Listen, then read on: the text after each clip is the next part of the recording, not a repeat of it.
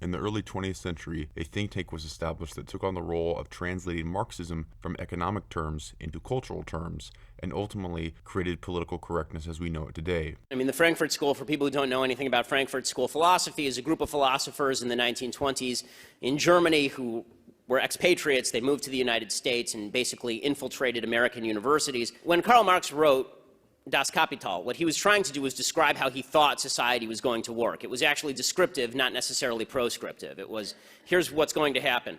He thought class warfare would eventually break out and destroy the capitalist infrastructure. When that didn't happen, World War I basically dissuaded the international left of this because there was no class uprising to start World War I. It turned out that poor French people were happy to fight poor German people, and all of them were happy to fight poor Russian people. So when that fell apart, what the Frankfurt School decided is in order to make this change happen, we can't just wait for this change to happen, we have to change the culture. And the Frankfurt School basically decided to change the culture from the roots out. The Frankfurt School would be the vehicle that translated Marxism from economic into cultural terms, giving us what we now know as political correctness. Although the school was originally supposed to be known as the Institute for Marxism, they decided to change the name because it was not to their advantage to be openly identified as Marxist. The last thing political correctness wants is for people to figure out it's a form of Marxism. So instead they decided to name it the Institute for Social Research. One of the instrumental early members, Jorge Lukács, who was aware the class uprising predicted by Marx didn't happen in World War I, had to devise something else to create a revolution. He also theorized that the great obstacle to the creation of a Marxist paradise was the culture, Western civilization itself. Lukács identified that any political movement capable of bringing Bolshevism to the West would have to be, in his words, demonic. Gramsci and Lukács argued that Western culture had blinded the working class to its true Marxist class interests. Before a Marxist revolution could take place, Western culture had to be destroyed. New cultural forms must be found to increase the alienation of the population in order for it to understand how truly alienated it is to live without socialism. The task of the Frankfurt School then was first to undermine the Judeo-Christian legacy through an abolition of culture, and second to determine new cultural forms which would increase the alienation of the population, thus creating a new barbarianism. In 1932, Herbert Marcuse became a member of the Institute for Social Research. Marcuse would ultimately become the most important member of the Frankfurt School for the development of political correctness. In the 1950s and 60s, Marcuse would complete the translation of Marxism into cultural terms and inject it into the New Left. It was Marcuse who finally answered the question posed by Horkheimer in the early 30s. Who could substitute for the working class as an agent of revolution? And in the 60s, what they discovered is that instead of using class, which is difficult, it's difficult to get a poor white guy to sympathize with a poor black guy, instead what they would use as a proxy is racial groups. They would use racial groups to tear down the United States and the capitalist system, suggesting that racial groups are the victims of capitalism. If we can just pose a racial group against a racial group, then that, and mix in a little bit of socialism in there, we'll end up with a more civilized world. The first was the idea of building a rainbow alliance of grievances. Yeah. And so they find different groups, they persuade them that Western society and the patriarchal society, capitalist society, the nation and so on, in some way discriminates against them, and then use that discrimination against them to bring them into a larger alliance of disparate groups, very often in fact mutually hostile and antagonistic, or certainly with different interests. A classic example now would be the way in which the left tries on the one side to mobilise and use the homosexual lobby, and on the other side works with radical Islam, which wants to stone homosexuals to death. There's no principles here, it's just a matter of them dragging everyone they can into this big broad church. Breaking things down and mould them back together again in a way of destroying what society we've got left. Indeed. They decided to start cultural Marxism. And as we can see, cultural Marxism is exactly what communism is.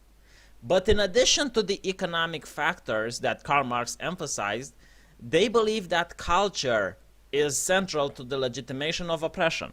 In other words, these people are going to say the problem in society isn't necessarily the economics, which they are, but it's also the culture. It's because women are oppressed in movies. Black people aren't represented in comic books. Women are very mistreated in video games. And they are going to get strongholds and footholds into these subcultures. They're like parasites, if you will. It is a parasite ideology. Communism never builds anything. Communism isn't about building the equal society. Communism is about taking a society that already exists and cause a revolution within it. And this is exactly what cultural Marxists do. They go into comic books, for instance, comic book journalism, and then they start complaining, bitching, whining, signing petitions, trying to get things banned in order to get power, in order to have the authority to scare the shit out of the people that are drawing comic books so that they only draw comic books according to their desires. And as you can see here, they are very much against capitalism, nationalism, the nuclear family, gender roles, race.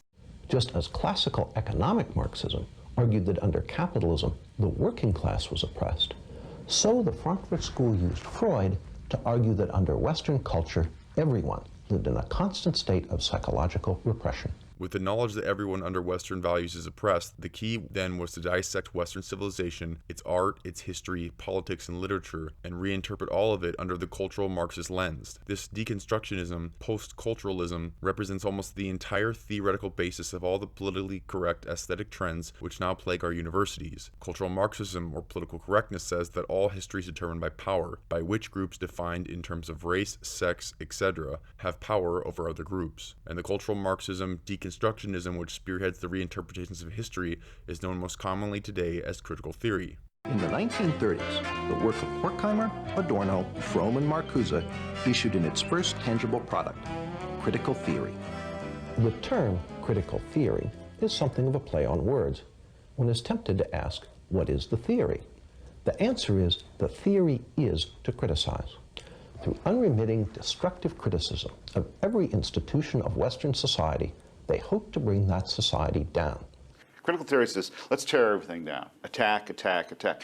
Remember, the left never stops. I like to say they never stop, they never sleep, they never quit. They're always on the attack because they have nothing to defend. We're in this odd position of being the guys in the castle with a relentless horde of attackers. We can never defeat them.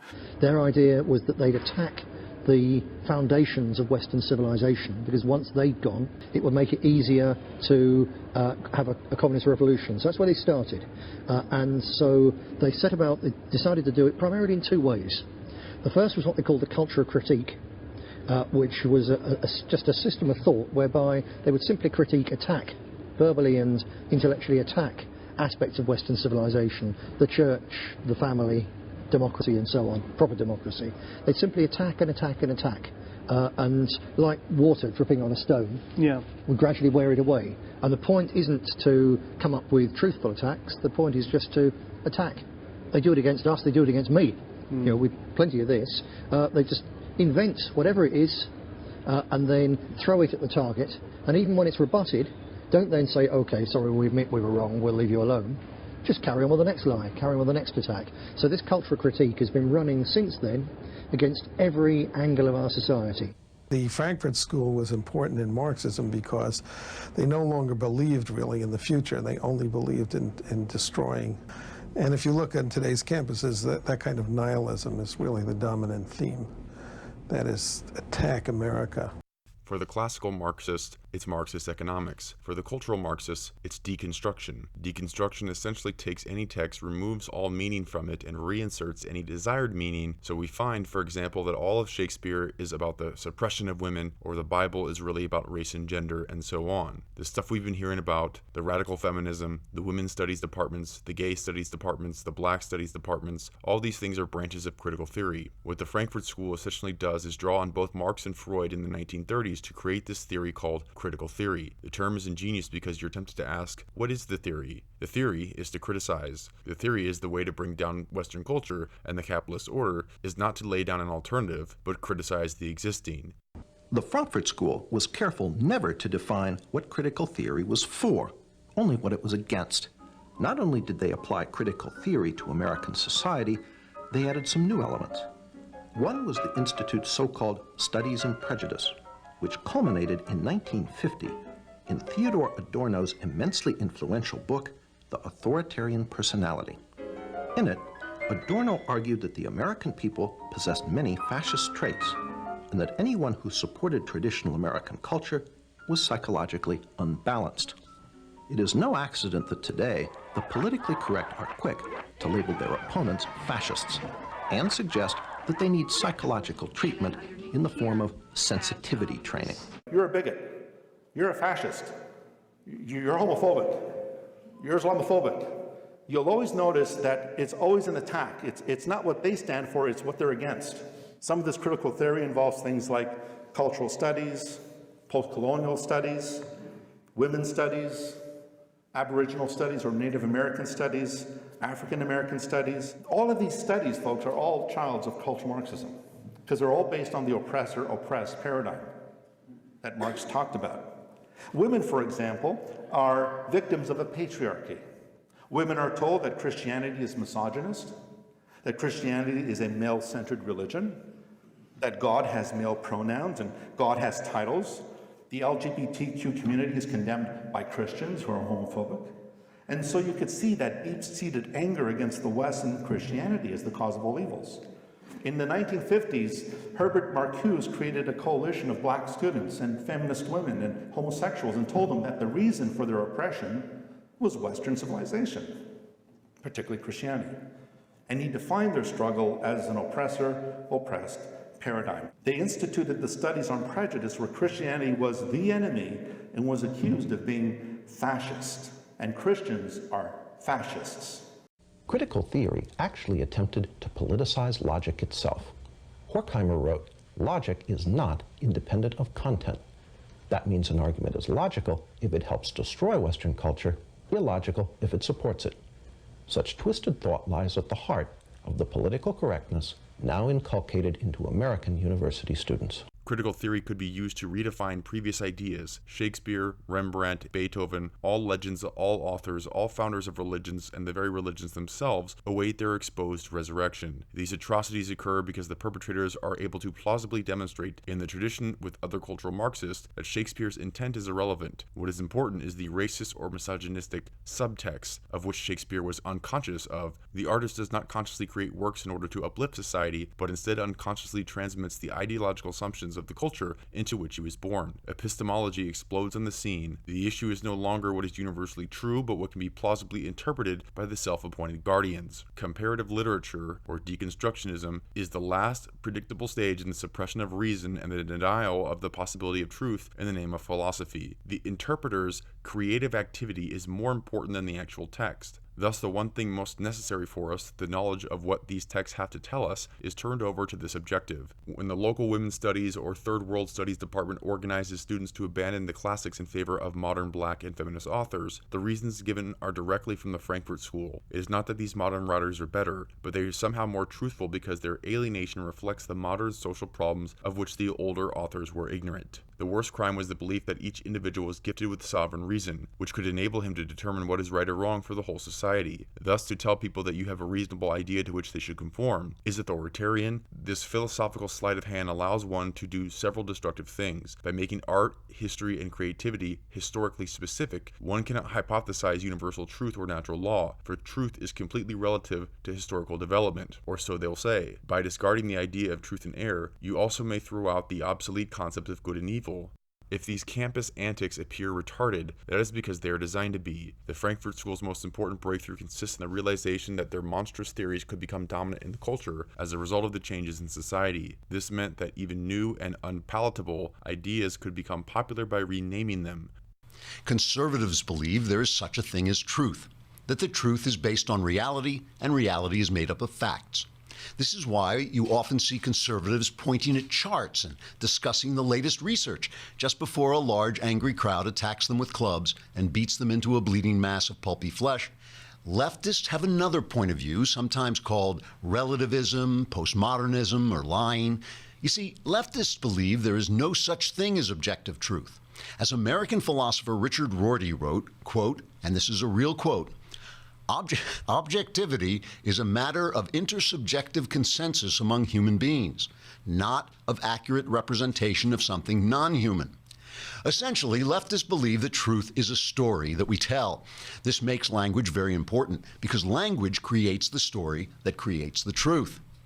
Leftists, therefore, are very concerned with what things are called. If someone who can't walk is called crippled, for instance, that's prejudicial because it creates the impression that he can't walk.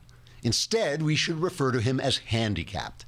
Then, when people start to realize that handicapped is actually a euphemism for crippled, we should call him differently abled. And when that comes to mean crippled, we should call him special. And because leftists believe the truth is just a story we tell, they are very good at telling stories. That's why leftists are very successful at creating fiction, as they do in Hollywood and in the New York Times. Finally, because leftists believe the truth is just a story, they have to make sure that stories they disagree with don't get told. This explains why leftists blacklist conservatives in Hollywood, why they commit acts of violence when conservative speakers come to universities. You see, leftists believe their story is a great one. It's a story of equality and peace and universal love. So if you disagree with it, they'll destroy you. Critical theory, deconstructionism, and post-culturalism taught to reinterpret history to be what it wasn't, and diligently taught that reason isn't. With reason gone, the ugliness we see around us has been consciously fostered and organized in such a way that a majority of the population is losing the cognitive ability to transmit to the next generation the ideas and methods upon which our civilization was built. In the beginning, it was a formal political conspiracy to popularize theories that were specifically designed to weaken the soul of Judeo-Christian civilization in such a way as to make people believe that adherence to universal truth was evidence of authoritarianism, and that reason itself was suspect. For the Frankfurt School scholars, the effective way to defang the oppressors is to persuade them that they are actually ignorant of good. The inflamed sensitivity induced by radicalized democratic theory finally experiences any limit as arbitrary and tyrannical. With reason gone and the rejection of the backbone of Western civilization, Christianity and the family structure, which enabled citizens to govern themselves without the need for massive government, became exposed. Their goal was the creation of a definition of authoritarianism which could be exploited to force the scientifically planned re-education of Americans and Europeans away from the principles of Judeo-Christian civilization. Lukács introduced a radical sex education program into the Hungarian schools. Political correctness, as we know it, was already beginning to take form. He tried to actually undermine the unity of the family, and that was one of the reasons that he tried to introduce sex education. Laszlo Pastor, a leader in the Hungarian resistance against the communist takeover of Hungary after World War II, explains why children were targeted. It's always much tougher to convert an adult, to do something what he was taught not to do. The key to the Frankfurt School's work on culture was the crossing of Marx with Freud. The addition of Freud adds a new element of being sexually repressed and need of liberation. Freud's element of sexual repression justifies the sexual liberation movement and the practice of polygamy and sexual promiscuity, which have long been discouraged in Western society. He provided a license for the centrality of sex in the public life. Freud was unknowingly following in the line of Hobbes, who said that each man should look at what he feels, not thinks. In principle, he was supposed to long to be all virtue, to break free from the chains of bodily desires. This absoluteness of desire, uninhibited by thoughts of virtue, is what is found in the state of nature. It represents the turn in philosophy away from trying to tame or perfect desire by virtue and toward finding out what one's desire is and living according to it. All higher purpose in nature, which might have been consulted by men's reason and used to limit his passion, has disappeared. The key to the entire Frankfurt School program is the liberation of Aristotelian eros. Destroy eros, destroy the family, destroy Christianity, and together equal the socialist revolution. The eroticism of the counterculture meant much more than free love and a violent attack on the nuclear family. It also meant the legitimization of philosophical eros, an element which is central to political correctness, and that's the sexual element. Marcuse's Eros in Civilization condemned all restrictions on sexual behavior, calling instead for polymorphous perversity. Polymorphous perversity helped open the door to aspects of political correctness, such as gay liberation. This is his idea of what human society, a good human society, should be based on, was a certain kind of polymorphous perversity and narcissism, which by liberating non-procreative eros, was his term, we would find great enlightenment and great happiness. This was supposed to be the key to utopia. The 60s, I mean, it was a way of, people always think up complicated theories to, do what they want to do. People wanted to do a lot in the 60s. Herbert Marcuse, gave them the intellectual justification for having a lot of sex with a lot of people, a lot of the time. Marcuse argues that under a capitalist order, repression is the essence of that order. We can envision a future if we can only destroy this existing oppressive order in which we liberate eros, we liberate libido, in which we have a world of polymorphous perversity in which you can do your own thing. Marcuse led the way for the complete revival of the rest of the Frankfurt School theorists, reintroducing the long-forgotten Lukács. People were trained to see themselves as objects determined by their natures. The importance of the individual was replaced by the idea that the person is important because he or she is a black or a woman or homosexual. Discussion of women's civil rights was forced into being just another liberation cult, complete with bra burning and other rituals, demonstrates their complete reliance on Frankfurt School leaders and other Freudian extremists. Freedom of speech has given way to freedom of expression, in which the obscene gesture enjoys the same protected status as demonstrative discourse. All that has really happened is that reason has been knocked off its perch, is less influential and more vulnerable as it joins the crowd of less worthy claims. This popularization of life as an erotic, pessimistic ritual did not abate, but in fact deepen over the 20 years leading to today. It is the basis of the horror we see around us. The heirs of Marcuse and Adorno completely dominate the universities, teaching their students to replace reason with politically correct ritual exercises. The Frankfurt School's original 1930s survey work included the authoritarian personality, which was based on the psychoanalytic categories developed by Erich Fromm. Fromm claimed that human civilization was originally matriarchal. Later, Fromm utilized this theory to claim the support for the nuclear family was evidence of authoritarian tendencies. In Fromm's view, masculinity and femininity were not reflections of essential sexual differences, they were derived instead from differences in life functions, which were in part socially determined. Therefore, sex was a social construct. Another new member was Erich Fromm. Fromm, a practicing psychoanalyst, was noted for his radical Marxist social psychology. He pioneered the concept of sexual liberation and gender politics. According to Martin Jay, in Fromm's view, masculinity and femininity were not reflections of essential sexual differences. They were derived instead from differences in life functions, which were in part socially determined. Cultural Marxists absurdly denied the biological reality of gender and race and argued that gender and race are social constructs. They believe that men and women are 100% similar. The only difference is the genital organ, and even that can be changed through surgery. Coming back to the situation people face on campus, Marcuse defines liberating tolerance as intolerance for anything coming from the right and tolerance for anything coming from the left. Its authoritarian personality work was designed to identify people who were not sufficiently revolutionary so that these people could be re-educated. When the Frankfurt School expanded its research after World War II, its goal was to measure adherence to the core beliefs of Western Judeo-Christian civilization so that these beliefs could be characterized as authoritarian and thus discredited. The Frankfurt School's authoritarian personality profile was a weapon to be used against its political enemies. It is the measure of our own cultural collapse. That this definition of authoritarianism is acceptable to most citizens and is freely used by political operations like the Anti-Defamation League and the Southern Poverty Law Center to demonize their political enemies. It is this extreme version of the authoritarian personality thesis which is the operant philosophy of today's Cult Awareness Network, a group which works with the U.S. Justice Department and the Anti-Defamation League, among others. Using standard Frankfurt School methods, they identify political and religious groups which are its political enemies, then relabels them as a cult in order to justify operations against them. In other words, any adherence to Western Judeo-Christian beliefs is a form of repression, and this is what people say marginalizes other groups. The witch hunt on today's campuses is merely the implementation of Marcuse's concept of repressive toleration, tolerance for movements from the left, but intolerance for movements from the right. The totalitarian nature of political correctness is revealed nowhere more clearly than on college campuses, many of which are now small ivy-covered North Koreas, where the student or faculty member who dares to cross any of the lines set up by the gender feminists or the homosexual rights activists or any other victim groups quickly find themselves in judicial trouble. That's a great look into the future that political correctness intends for the nation as a whole. He defined liberating tolerance as tolerance for all ideas coming from the left and intolerance as those coming from the right. Sound familiar? Special interest groups who champion tolerance, as I said, you'll find to be the most intolerant.